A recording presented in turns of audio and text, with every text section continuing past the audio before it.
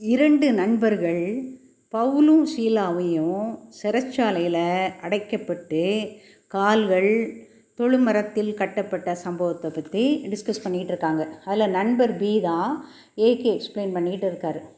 அப்போ பவுலும் சீலாவும் அந்த மாதிரி ஒரு கடுமையான சுச்சுவேஷன்லேயும் அவங்க என்ன செய்கிறாங்க, கர்த்தரை துதித்து பாடுகிறார்கள். துதித்து பாடிட பாத்திரனே துங்கவன் இயேசுவின் நாமமதே, துதிகளின் மத்தியில் வாசம் செய்யும் தூயனே நேயமாய் ஸ்தோத்தரிப்போமே.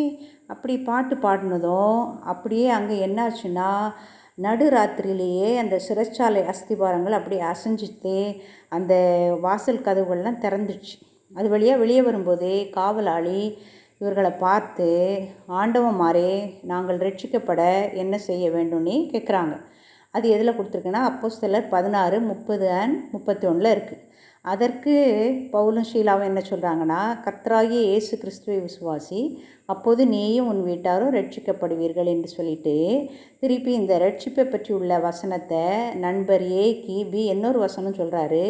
ரோமன் 10:9 ரோமரில் கொடுத்துருக்கு. என்னவென்றால், கர்த்தராகிய இயேசுவை நீ உன் வாயினால் அறிக்கையிட்டு தேவன் அவரை மரித்தோரிலிருந்து எழுப்பினார் என்று உன் இருதயத்திலே விசுவாசித்தால் ரட்சிக்கப்படுவாய்.